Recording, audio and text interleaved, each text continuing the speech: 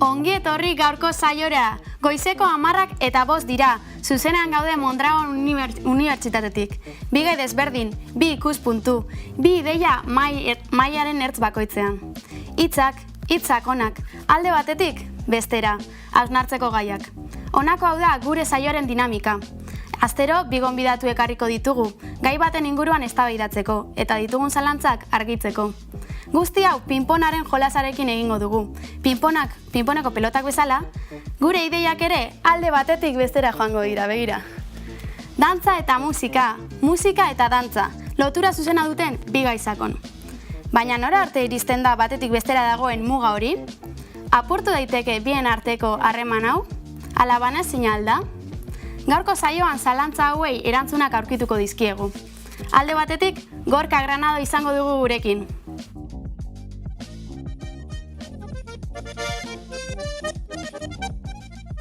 Bere talentua zabalduz aurkitzen dena. Euskal kultura berpiztuz, dantzarekin eta dantzarentzat. Bestetik, Julen Leturiondo.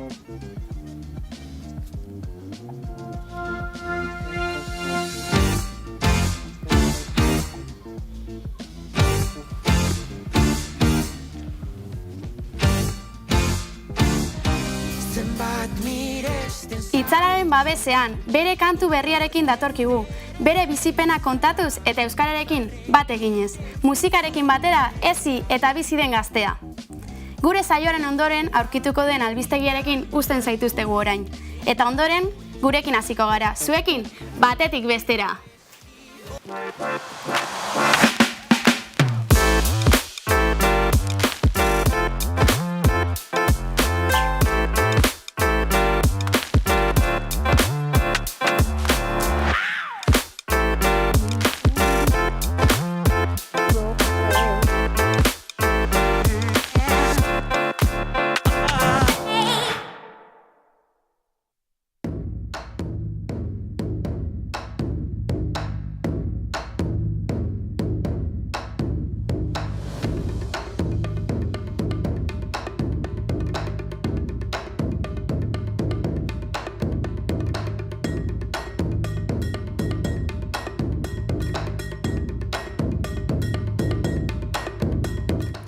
Artea, euskara, emakumeak, belaunaldiak, gizartean kolore berriak ekarriz. 101. toma, grabatzen, 5, 4, 3, 2, 1... Arratsalde on guztioi eta ongi etorri gaurko saio berrira. Baina, hankaz gora dago? Eske benetan.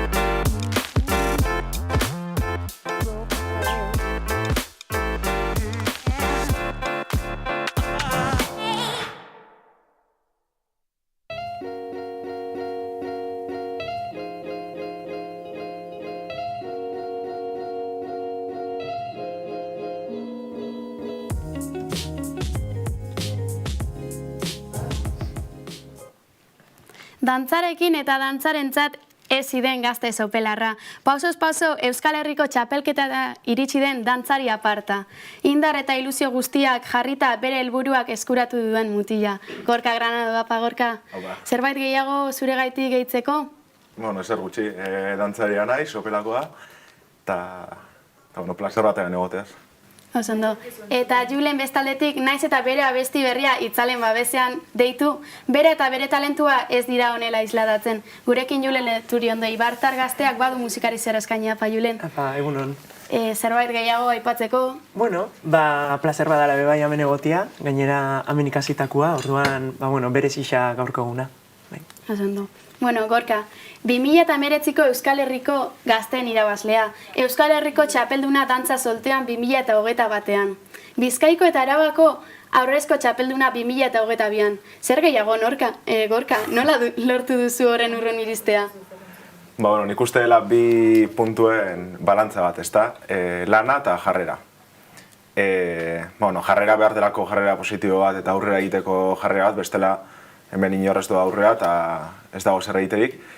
Eta gero lana ere, azkenean da urte askotako lan bat, gero txapelketen kasuan 2-4 minututan erakutsi behar dena, eta hor dago, horratzetik dagoen lana da urteetako lana, orduan, jarrera eta lana. Eta gero ja ingurukoak ere babestea eta laguntzea, eta babestua sentitzea ere, nik uste dela gauza fundamental bat. Nola sortu zen dantzarekin duzun lotura hori? Uste duzu honek egin zaituela euskal dantzaren eredu? Eredu esatea hitz potola da, baina. Pixka txikitatik, familiatik datorren zerbait da. Familian beti izan gara oso, euskal kulturarekin oso elkartuak izan garenak. Eta pixka tortik, gurasoekin kulgatuta hasieran txikitan. Eta gero, haiei esker ja hartu nenik erabakia hortan jarraitzeko. Eta, familiatik datorren zerbait. Eta gero ja hori, nik hartu nire bidea, jarraitut nahi izan duan bidetik. Eta, hola. Sopelako ikur nagusia zara. Bi dantza taldeko irakaslea, herriko holtzak zureak egin dituzu. Zer lotura duzu sopelarekin eta nola zabaltzen duzu zure dantzan egiteko grein hau herrian? Ni eskena naiz beste herritar bat, baina dantzaria. Orduan, igual gutxi ikusten da, edo ez dago dantzari asko sopela, ez dakit, baina nik hartu dut bide hori. Eta, zabaltzen dut, jendeari erakusten ere badagoela euskal kulturan beste parte garrantzitsu bat nire ustez, dantza dela. Eta, hori sendotzen eta hori hor dagoela aldarrikatzen, eta horrela bizi dut nik dantza sopelan. Lehiaketetez gain, badituzu biro ederrean dantzatzeko beste talde batzuk. Nolatan batu zara oinkari dantza taldearekin edo eta korrontzi musika taldearekin? Nire txapelketetako irakaslea, irakasle berdina da oinkarikoa eta txapelketetakoa.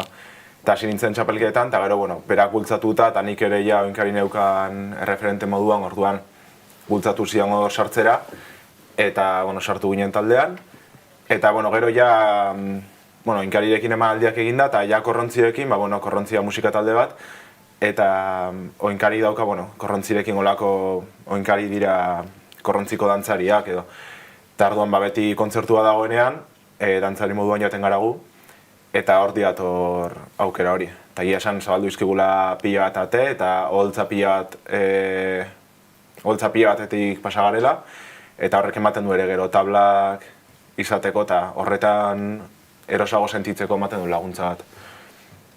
Osando, beste aldetik, Julen, euskal musikaren promesa handienetako bat, musikarekin ikaragarrizko lotura duzu eta pop estiloko abesti propioak egitea gustatzen zaizkizu.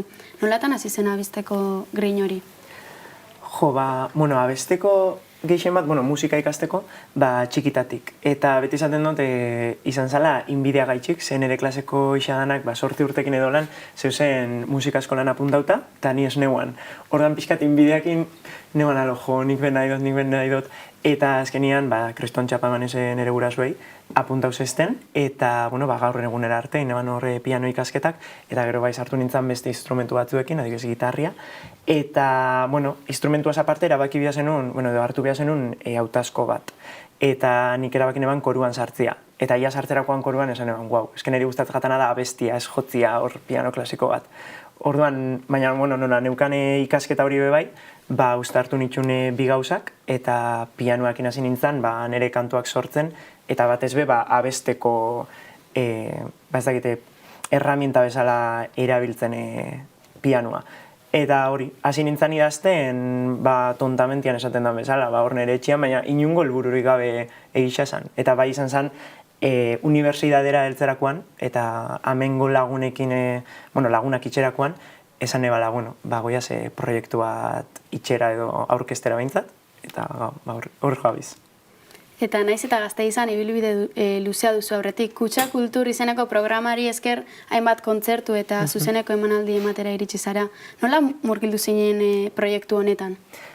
Jo, hori, izan zen geuzela unibertsitatean, eta zan genuen, goia zoze proiektu guapo bat presentatzera, ez? Eta nik banitxune kanta batzuk idatzita, eta bueno, batez be Kutxakoa izan zen, ja indala urte bete, aurkezten zinala, bada lehiaketa moduko bat, azkenian. Aurkezten zara, eta eurek hautatzen dabe 6 artista. Eta, bueno, aurkeztu ginean, hori, baina inungo helburu gabe, gainera jende mordua apuntatzen da horretara, eta esan genuen, bueno, pues a ver qué pasa ez.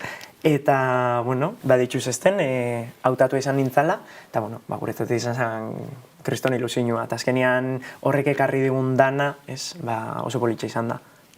Que me corten la cabeza konfinamenduan etxean konposatu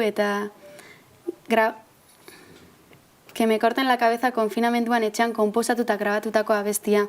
Bapatean dena beltza dela ulertarazten duten isilduak doinua eta itzalen babesean azken kantua dira zure kantuetako batzuk. Nola sortu zen azken kantu honen abia puntua? Jo, itzalaren idatzin eban oindala asko. Oindala 3 urte edo. Eta egisa esan nik konposan eban musika, baina letria ez da niria. Letria da nire lagun batena, justo ikasle hoia bai, naia izpuruana. Eta izan zen, uste dut izan zela juergan, de hecho, konta honotzala niri gertau, pasau jatan gauza bat, historio bat. Eta bera gonzan horrekin buruan, denboran pila bat, esaten, jo, nik bebai hori, olako zoze bizi izan dut, edo, berak bebai nahi zaban hori espresau, ez? Eta egun baten, heldu jatan beran mezu bat, eta behitxu hau idatzi dut, historia honen arira. Eta nik esan egon, vamos a ver, eta de repente irakurri neban, eta asko guztau jatan, eta zin nintzen hor pianoakin, nekan zoze, eta holan sortu zen, izan zen elkarlan moduko bat, gero eruan neban bandara, eta beste soinu bat hartu zeban ez, asko jantzi zeben kantua, eta bai izan zen bison arteko lanketa bat. Bale, jarraitzeko, orain gurekin lankide aparta Añez Dia. Zer duzu eskuartean gaurkoan, Añez? Kaixo, kaixo bikote. Kaixo.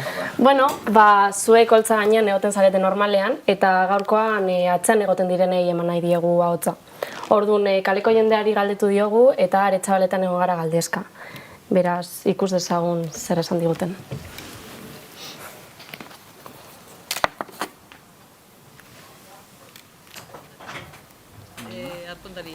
Enik bulego. Gehien, bantxerak eta baikaten daunin, telebizioa egin. Bintxe, nahaitxek entzuten dutxo gehien. Rosalia, eskar. Beti, azuka aldatzen da bilenean, denbora libre dauko donean, musikian, denbora guztian, kotxian, edo nun. Ni bai, asko. Bai, denetatik gustatzen jar musika, bai? Edo zein talde, musika bera gustatzen jar. Gehien bat, jaizeta juten zarenean, ez zutuzula kriston musiki eta gero bebe kalemotxo bat iazdaran, motibate zara da. Holan, afari bat edo ekitzen bade, herriko jaixetan eta, sobre todo, mexikanak, me encantan.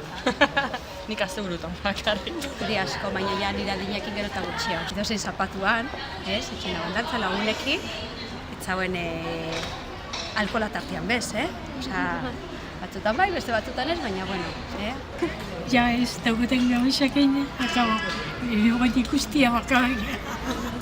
Ez du garantza egiten. Ez dakit, momentua, adibidez berbena batian, ez dakit, euskarazko abestia bat, edo ez dakit. Egoeri, adibidez elektroniki musiki, itzotzu, adibidez, dantza itxi, esaske, depende, momentue. Dantzatzen gauen, igual momentuko kanta, puntako momentuko horrek abestiak. Zeran da hori olatu, olako tipo, pizka bat olan alegreko kantak, txasoko olatuak. Gehien barreketon.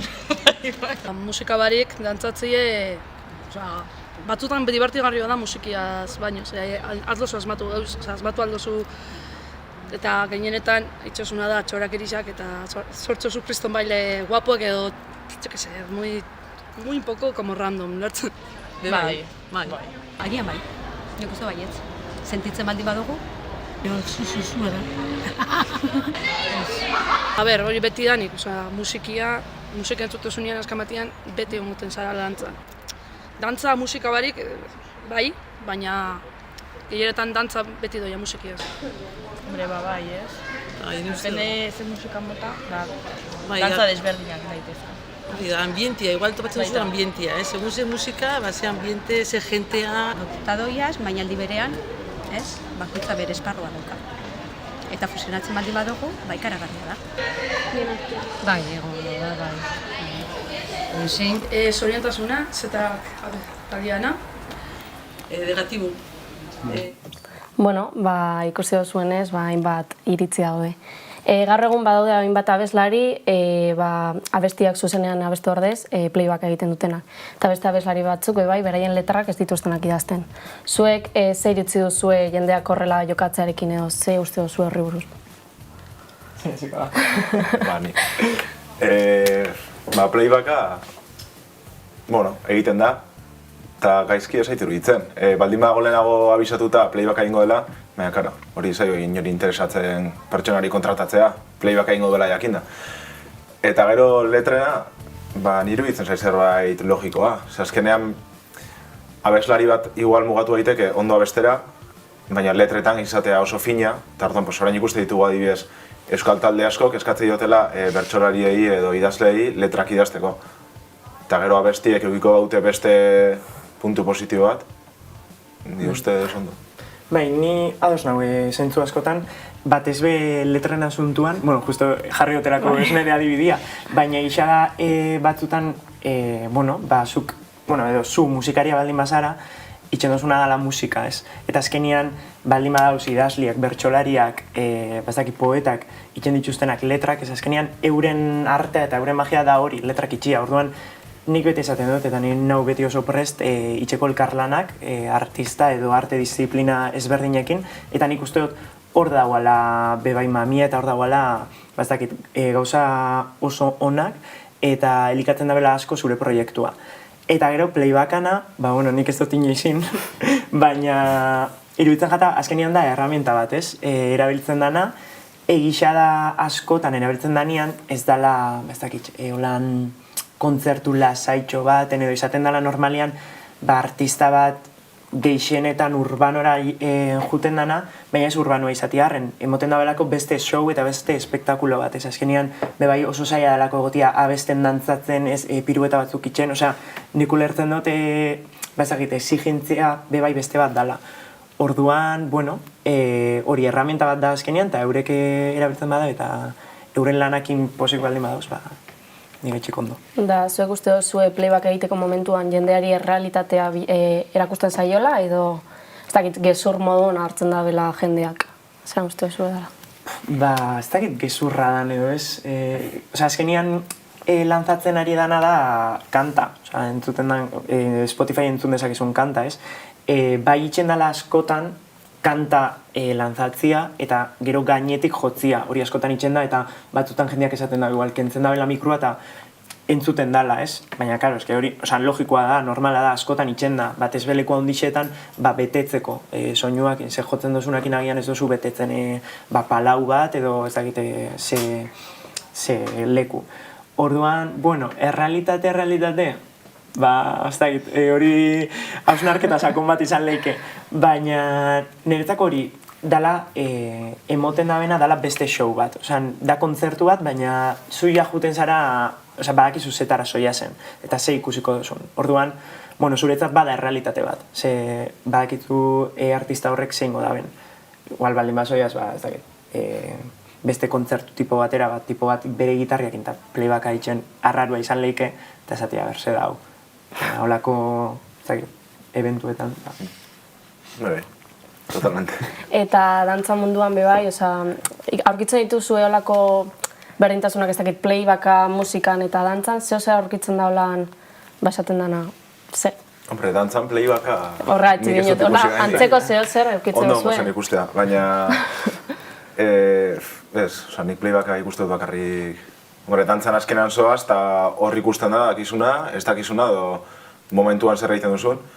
Musikan bai badagoela aukera hori, azkenan da soinua eta soinua ez da ikusten. Soinua egon daiteke, baina dantzan ez, orduan. Dantza igual izan daiteke musika baino errealagoa, edo trampa egiteko aukera gutxiagorekin dagoen zerbait. Bueno, ni ez dago galdera gehiagorik, así que... Oso, hausnarketa handi hauekin nahikoa, bakean uste zaituzte. Bueno, agor añez. Bueno, vale. Jarraitzeko, betiko euskaldantzek modu batean edo bestean evoluzio bat izan dute eta berdina kantuekin. Berrikuntzetan oinarritzen gara eta poliki-poliki aurrerantz goaz, ezta? Zer deritzozue gauza berriak txertatzea bai kantuetan eta dantzan eta kantuetatik edo dantza hauetatikan berriak sortzeari? Nik uste dantzan, banandu behar direla bi gauza basiko edo, no? Euskal dantzan behintzat. Nik uste zerbait berria sortzeko, oso ondo dago berria sortzea eta aurrera egitea, baina hemengoa ahaztu gabe. Hau da, Euskal dantza ondo menperatu arte eta base on bat izan arte, gero beste gauza berri bat sortzea iruditzen zait, dantza hori zikintzea. Orduan, behin ja base on bat eukita, jakinda zertan zauden, zer egiten ari zaren eta hori ondo dagoela jakinda, hortia sortzea iruditzen zait, goza bat. Porque ikuste dira gauza berriak, ikuste dira bakoitza daukan dantza egiteko mota ezberdin bat, edo ikusten da dantza estilo ezberdinekin nola uztartzen den euskal dantza eta ondo gelditzen dela. Baina base bat eduki gabe beste dantza batzuk sortzea, nik horrez nago oso ados. Berdina gertatzen da ez da kantuekin. Berrikuntza handia izan dute eta gaur egun gai desberdinak lantzen direla argi dago, ez da zer uste duzu? Bai, nik uste dut, eta bai gaiaz aparte, soinuan bai, azkenian musikak dakana ez, musika da oso analogikoa, zuk jotzen dozu eta zuk sortzen dozu, baina gero isa beti plazaratzeko edozein plataforma digitaletan grabau biozu ez, eta hor teknologian egunero dauz berrikuntzak, eta egunero ongo dira erraminta berriak, eta dibes autotunua emoten dabela ointxe badala ez erraminta bat, presente dauana, kanta danek dak autotunea, dana dago ikututa. Naiz da, zuk esentzun, zutan oso argia da autotunean erabilera, beste batzutan, esaten duzu, ez daka, badaka, seguramente ukiko dau, ez gara perfektuak, eta dana konpondu bida. Orduan, nik uste hor ja, dauzela gauza batzuk, ja presentea diazenak, ez berrikuntza, badare. Eta nik uste aldaketa prozesu badala musika. Nik bebai ez dut idazten oin dala 3 urte idazten eban bezala. Azkenian gauza asko gertatu dira bidian, beste pertsona bat zara, beste musikari bat zara, ikasi dozuz beste gauza batzuk, orduan, bete gauz aldaketa konstante baten ere ustez. Eta, bai dauzela soinu batzuk, esaten dozuna dala, igual gehiago ontxe entzuten dana ez, eta hori erreplikatzea ez da zaila, azkenian erramientak badakaguz, baina, niri adibes fusinuak eta gauza berriak itxia asko gustatzen jata, edo behintzat probatzia. Eta zedan berria eta zerrez gero ja ikusiko dugu, baina nik uste dut badazela talde batzuk, da bizela hori batez be euskal musika, aintzinako euskal musikarekin gauza berriak itxen edo moldaketak itxen, eta hori, niretzako hori dala etorkizuna azkenian. Bakoitzak nahi da bena itxia, eta zure gura baldin bada hori hartu eta berritu edo pizka aktualizau ez, oso zilegia da nire ustez. Artea adierazteko espazioetan aurkitzen zarete zue biok. Ikuspuntu desberdinak islatzen dituzue dantzaren eta kantuaren bitartez. Nola aurkitzen zarete zuen sentimendu edota ideak azaleratzeko orduan? Ezagitxe, ni oso aske, beti. Eta nik beti esaten dut, azkenian nik idazten dutena dela nire egunerokotasuna. Nire kantuetan islatzen da nire bizitza. Azkenian zerri buruz idatzeko tez, azkenian nik idazten dut, normal gehienetan nik idazten dut, eta bestela eskatzen dutenean zoze idazteko, beti da, nik kontauko zut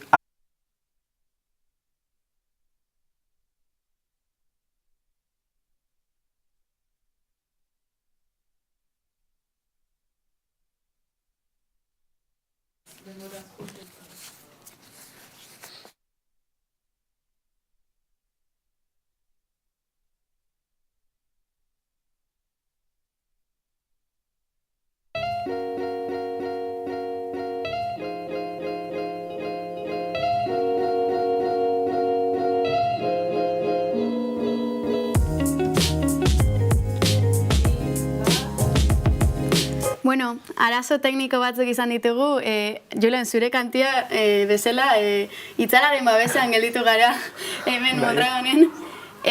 Bueno, jarraitzeko, artea adierazteko espazioetan aurkitzen zaretela aipatzen nizuen. Eta Julen, ari zinen azaltzen nola zuk artearekin eta adierazteko modu horrekin zer lotura duzun, ezta? Hori da, bai, bueno, kaosa baino lehen neuen esaten, oso aske sentitzen naizela beti idazterakoan edo sortzerakoan, gainera, bueno, etxian sortu dezaket edo lokalian, ensaio lokalian, orduan badira espazio seguru batzuk ez niretzat hor espresatzeko eta idazteko nahi duten bezala eta nahi dutena. Eta gehien bat dela hori, nire bizitzako esperientziak, izan lehike bidai bat, ditxute pare bat kantu badiazenak junintzanean Romara adibidez, edo junintzanean beste leku batzuetara lagunekin, eta hori, dira gauza batzuk egunerokotasuneko gauzak, baina, bueno, isa beti dake nire kutsua ez, edo behintzat ideia nagusi bat, nik nahi dutena hori espresau edo hori helarazi. Eta hori itxendotenean beste lagun batzuekin elkarlanean, bai argi lagatzen dut honi buruz nahi dut idatzi. Edo batzutan bai gertau lehike, era natural baten, jutia idazten, eta gero amaieran konturatzea, neuan idazten ez dakiz herri buruz. Baina, bueno, ez da normalena izaten, baina bai, oso aske sentitzen ez idazterakoan. Nire dantzan oso gustora, baita izaten dut, ezta? Gustora sentitzen enaizen momentuan ja utziko dudala. Osa, ez daukala zentzurik horri erraitzea. Hau egiten dugu, gustatzen segulako, pasioz bizi dugulako eta hori aurrea erraitzeko estoa. Eta, ja heldu da momentu bat ere holtzan igotzean ja gustora sentitzen izela, edo garela taldean edo bikoteka. Horrek ez du esan nahi nervioso igotzen ez garenik, baina gustora igotzen gara eta aske sentitzeko momentu bat ere bada, holtza edo ensaioko lokala hor gustora sentitzen garelako eta hor daukagulako dantzan, nahi duguna espresatzeko aukera. Zuentzat, zer da hizketan ari garen hone adierazpen askatasun hau zuentzat? Niretzako da nire bizitzan parte. Ez da gauza bat dauana hor eta itxen dut, noia musika itxera edo ez, dau beti nire, ez dut pentsatzen, doia era natural baten eta niretzako bada beste komunikatzeko edo beste gauzak adierazteko beste modu bat. Hitz egiten duten bezala, kantatzen dut.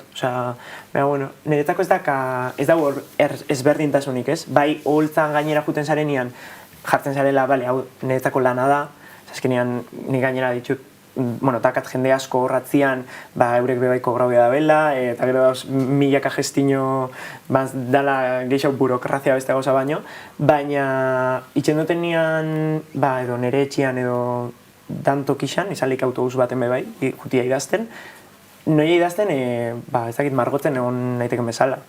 Ez da gauza bat esaten dutena, hala, ez, da hori, gauza natural bat. Eta gero artistekin lotuta ere, adierazpen askatasuna eta nola hori zabaldu edo helarazi publikoari, ezta? Oso ondo bestea edo ondo antzatzea, baina hori ez bada publikora heltzen, ez baduzu ezer espresatzen, hori nik uste artista puntu hori bajatzen dela zenbait eskaloitan, no? Orduan hori adierazpen askatasun hori, sentitzen duzun hori edo momentuan gustora basaude edo ez basaude hori espresatzea, hori nik uste dela dantzari batentzat edo musiko batentzat zerbait basikoa eta hori egin behar da, bestela galtzen duelako daukan zuzeneko asunto dena. Gaurkoan euskal dantzekin lotura argi egin dugu ez da Gorka, baina ezin genuen honen inguruan hitz egin pertsona bat gabe. Beraz, galderatxo bat dugu hemen Gorka. Pena ematen dit, baina ezin izan detan zuekin egon, hasik nire galdera hau da. Zer bultzatu zintuen zueltan asteak? Muxu bat, aio, kriston pena. Gorrituko naiz. No, espero. Galdera zertan, sueltoan astean? Nahi baduzu azaldu... Hau da Maren nire dantzako bikotea. Berarekin egon naiz, azken 3-4 urteetan. Eta, sueltoan astean, ez dakit, sueltoan niretzako da, euskal dantzen barruan, zerbait berezia eta ez dakit, beste mundu bat moduan. Osa, niretzako dago euskal dantza eta gero ja sueltoa. Ez dakit, jada, bikote harreman bat, jolas bat gure artean, komodo sentitzea, gero hori publikoari helaraztea, osa, hor dago konplizidade bat, beste antzetan ez duena aurkitu, eta, bueno, igual ez nahi saiatu aurkitzen. Baina hori da komoden sentitu nahi zena, eta, bueno, pues, astea, azteko, bueno, berari esker, Mareni esker. Elena gukin nuen beste pareja bat, baina Marenekin nago azken urteetan. Eta berak ere emate dit laguntza hori aurrera jarraitzeko, eta, bueno, eta irakaslei ere. Lourdes eta Iker dira gure irakasleak, haiek ere txapeldunak izan dakoak haien garaian. Eta, bueno, hori, aurrera jarraitzeko horiek eta ingurukoak. Baina, bueno, hori, sueltoak dauka, niretzako ez dakit beste berezitasun bat eta beste salero bat. Eta, bueno, eskerrik asko. Julen, zuretzat, sorpresatxo hori ezin izan dugu lortu, baina zuk ze sorpresa duzu aurrerantzean edo zer pentsatuta duzu ekartzea musika mundura? Bueno, kriston galdera. Berez bagabitze lanian proiektu handitxo baten, ja isadana inda dau, baina, bueno, falta da gauza batzuk retokatzia eta maitzia. Bada, bueno, EP bat argitaratukot, horre egongo dia zela 4 kantu, baina gero gabitz sortzen gauza bat fisikoan ez dana disko bat, eta ez da vinilo bat besta, ez dakan musikarekin zerikusirik, baina ez dakit niri ilusio asko ditzen jatan, bueno, itxensoztan hori sortzia, eta, bueno, badaka artearekin harreman oso estua, baina hori, beti esaten dut Julen proiektuak hartzen dabela, arte disiplina asko eta ezberdinak, eta nik uste dut argi utziko dugula hor. Eta, bueno, horren gurtian bebai tablauetan egongo garela hori ja esan dezaket, eta, bueno, oso pozik gauz, eta etorriko dira zela, bueno, lantxo batzuk beste artista ezagun batzuekin, hasi que zelan doian. Perfecto. Bueno, eskerrik asko, bioi. Amaiera emango diogu, musikaren inguruan hausnarketa sakonak egin ditugu gaurkoan. Dantza, ahotsa eta hauen arteko lotura hauskoraren inguruan ibili gara. Hurrengo saioan zinema eta antzerkia izango ditugu gurekin. Ze esparruk du garrantzi gehiago? Zer da zinema antzestu gabe eta alderantzik zer desberdintzen ditu? Erantzun hauek eta gehiago, hurrengo. Eskerrik asko guztioi! Está.